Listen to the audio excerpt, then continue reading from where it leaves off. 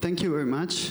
I will be talking to you about something in insurance, of course, and the application of generative AI in a real use case. The system I will be demoing, it's currently answering an average of 150,000 phone calls every week and around 500,000 chat-based conversation. So it's not theory, okay?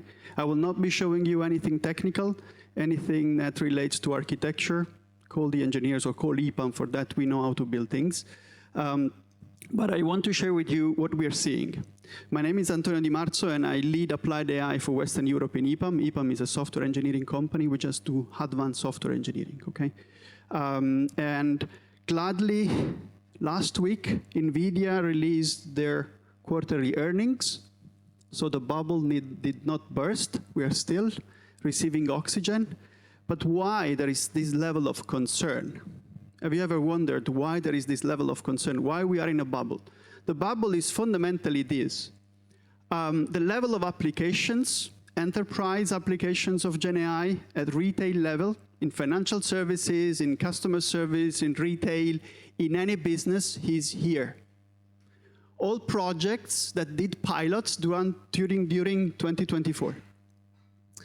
The market, on the other side, the level of investments and the required adoption that is necessary behind the infrastructure and the technology to sustain the return, it's here. Okay? So it means that in order to justify those investments, the revenues that the companies behind the big models, the big infrastructure, the big data centers have to generate so much revenues, have to sustain so much volumes of interactions that are still at a level, technically speaking, we are not there globally, okay? So if Amazon 20 years ago was investing in the future, this technology today is investing in far, far, far in the future, okay? It will come at a certain stage. But what is that is going to happen? This is today. Okay? We as humans are operating the machines. We as humans are operating the customer service, are operating the back office of financial institutions, are doing tradings, are doing everything. We operate on top of the machines that are responsible to potentially deliver a service to a client. Clear? Easy. It's our job. There is a technology, though, that is coming. We love to talk to this technology about artificial intelligence. We have to be honest, though, it's not intelligence at all. So it's inference, which is different, okay? It's inference. We love to talk it that is intelligent just because it's the expectation we imagine about having those systems. But the reality is it's inference. It's numbers going in and numbers going out. And then we convert the numbers with the technology, the T9. If you are from the 80s, you may remember texting to people clicking on your keyboard 20 times. The T9 is the underlying technology that converts numbers into letters. So we are using mobile phones from the 20s. But the point is, this technology is capable of mimicking a little bit of cognitive capabilities. And what is happening? It's happening that the work that previously was done by operator, by us, it is now moving down to a level of what we call assistants and autonomous specialized agents.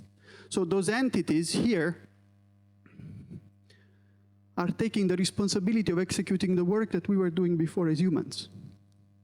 If you have any experience in digital product design, often what we do when we have to design a digital solution, we do the analysis of the operators' jobs to be done. We look at what they're doing in their jobs, and then we try to design experience, we design screens, we design features so that they can click, so that they can do things. Now with generative AI, what is happening? Is happening that the jobs to be done are switching to be jobs to be delegated. We delegate the job to an autonomous specialized agent that is responsible to execute the work for us. And I say specialized because you have many.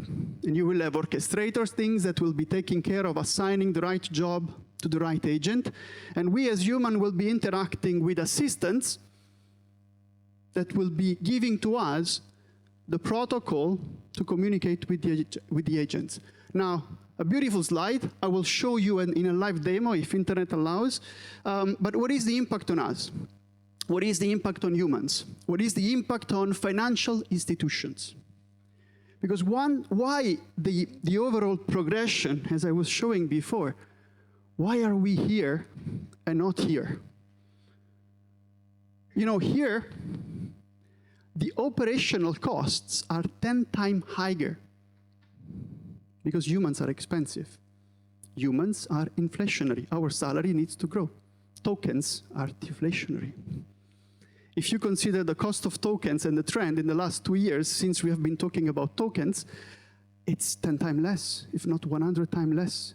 If you combine the complex compute capability towards the consumption of the unit token required to execute an action. We're made redundant over time. But the point is, what is all the COOs and CIOs, they want to reduce cost. What is the challenge that they're facing? The challenge they're facing are two. First of all, the lack of data. Because they have data eventually. You have data if you work in financial institutions, but you have the wrong data. Because you have been creating that data for different type of purposes. And large language models require different type of data. The second point is that they do experimentation, so they're doing pilots, they're doing some kind of deployment, something that works, and they realize, wait a minute, if we delegate human cognitive capabilities to a system, then it's pretty much like outsourcing. Okay? It's just that you're not outsourcing to a human, but you are outsourcing to a machine. And who owns the machine? Who owns the model? Who owns the data? All those very simple questions do not find an owner. They end up into the legal governance risk management offices. So the chief risk officer, the chief financial officer, the chief operating officer, all excited about the cost, they realize, wait a second. What's the risk we incur in operating our company with 500 agents that do the job of 5,000 people? Where are those virtual 5,000 people? Who owns them? What do we write on our books? How do we maintain? How do we manage that digital capital? We manage human capital today. We hire people that have gone through the university, that we know have a certain type of knowledge, that have been working for X years experience, and then we are just delegating everything to models. What's the digital HR for that? They stop and they go back, no implementation. So something you need to reflect very quickly on the impact of the switch of manual labor to digital labor. What is happening is that often the simplification of this concept is that the digital labor is equivalent to outsourcing. So big financial institutions, when they look at this, they say, okay, clear, outsourcing is capped. We cannot outsource more than X% of our operations. Therefore, we cannot use large language models. And the concept becomes very simple. How we as a financial institution can actually own the cognitive capabilities as we own the humans professionally today. The equation is very simple. They need to own the prompt. They need to own the infrastructure. They need to own potentially the models. Reason why? Who knows how this is going? So let's have a look at how this works in insurance. I will be talking to an agent. So I'm an operator in this case. The architecture is pretty much like you have seen in the previous presentation, okay? There is RAG, there is agentic capabilities, who cares? There is lots of stuff that is working under the hood. As you know, we need to make sure that the engineers are taking care of making it work. Our responsibility, as I am responsible for product management in Applied AI, is to make sure that it works, it's economically viable, and it's operationally stable, okay? So I will be talking, but the reality is we don't do the full speech-to-speech. Otherwise, if we go in full speech-to-speech, it's going to be too slow. Let me quickly remove this part. Hi there. I really need urgent help. I need to file a claim. My car was stolen.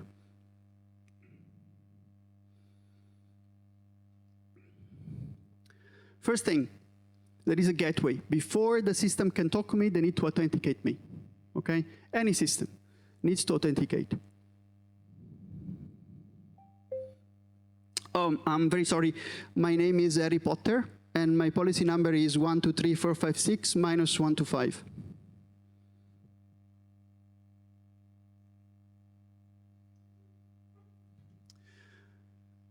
My bad. Can you please check if it's right? Because I think my policy ends with 6, not 5. Sorry, I made a mistake.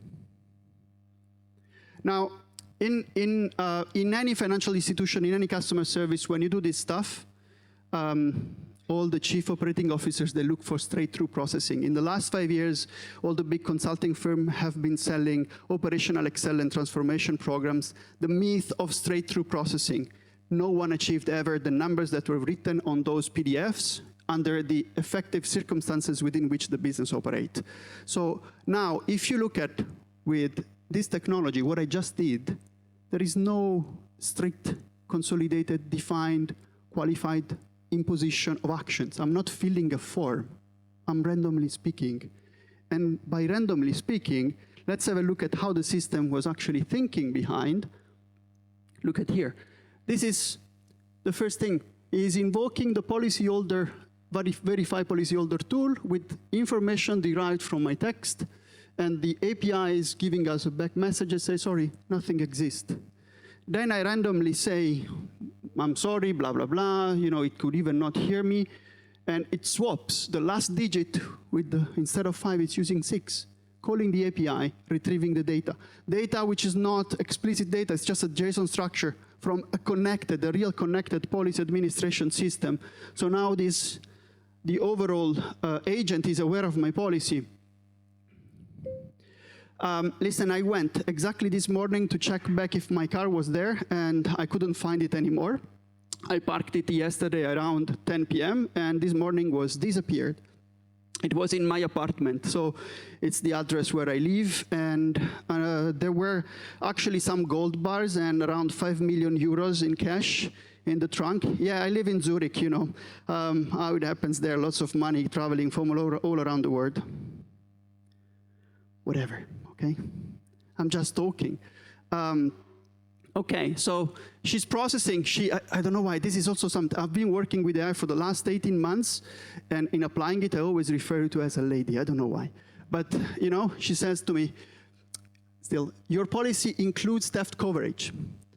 I must inform you that this is for personal belonging. It's typically limited. So they need to have something where I have, if this one was reported to the police. So what is the AI doing? The AI is actually processing my specific policy details. So my contract could be my loan, could be my financial contract, my bank account, my mobile contract, whatever, who cares? Nobody explained to this system, hey, you are reading something from insurance. This is inference. Pass the data and you get an answer. Now I need to upload, but I want to understand. Can you please explain if also cash and valuables are covered under theft? Because of course, in any kind of contract, every one of us in insurance has his own specific policy details. But then the underlying wording is the same for everyone. And the underlying wording could be complex. And everyone has a different wording, everyone has a different contract, hundreds of pages, okay? Now, look what happened behind.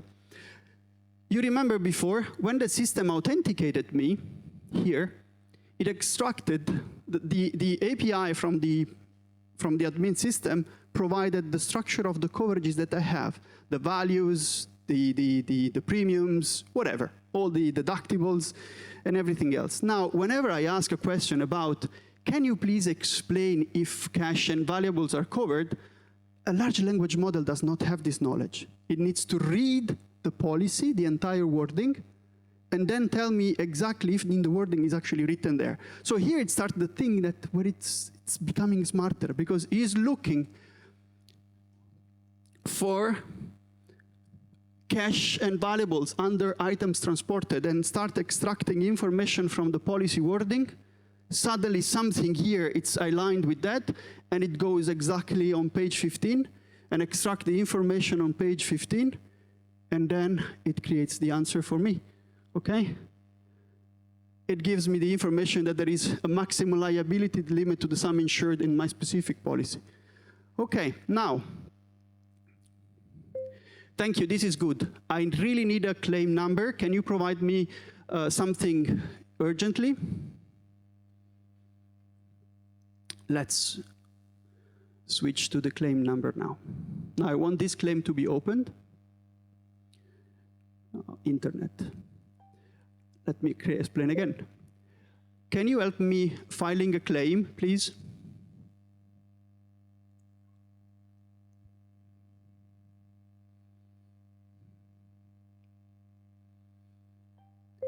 That's perfect. I need this number as the police is asking for it.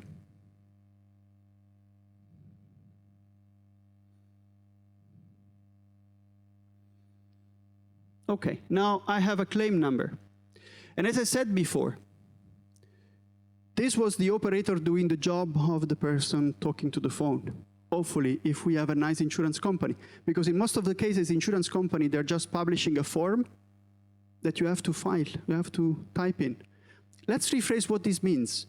So we as customers are actually doing the data entry on behalf of the company that is supposed to serve us so that they can execute a fast processing of our claim.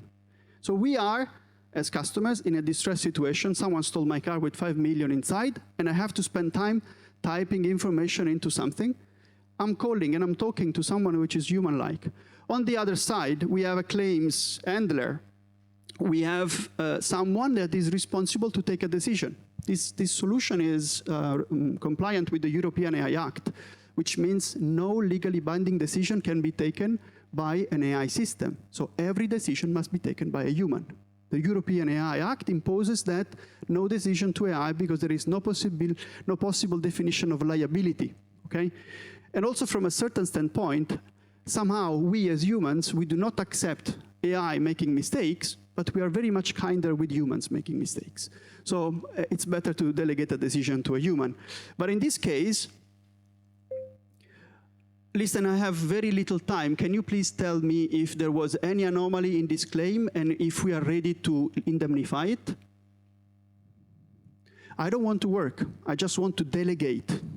I'm delegating the work to an assistant to evaluate the underlying claim and tell me exactly if there was anything wrong. There are incident details. There is all information, okay? Everything that happened behind. And I will say something here. Given that we have no police report, please temporarily reject this claim, also because the valuables that were in the car seems to be quite a strange event. Once we receive the police report, we will be able to assess everything. Please make sure to explain this to the client in both English, Italian, and Greek. I'm not talking to the client, okay? I'm just talking to the underlying system. And now the system is taking care of doing what? Cascading the information to the client on the other side. Whatever is the approach, whatever is the language, let's go back and look at the conversation. I cannot read Greek, but eventually you can read Greek. Okay? Now, what does this mean? Many of the clients we work with for the last years have been delocating their operations in cheaper countries. Just because in Eastern Europe, for example, many years ago, foreign language that was taught at school were German, French, Italian. Since around 15 years, they're just teaching English. The workforce that today is enabling financial institutions in Europe to operate efficiently that sit in Eastern Europe are chasing because they only speak English. They don't speak anymore other European languages. And if all our financial institutions in Europe are doing work arbitrage in that way, how can they continue? They can sit everywhere, anywhere, and they can speak any language, and they can listen and write and read any language. If I want here, I can say, on the operator side,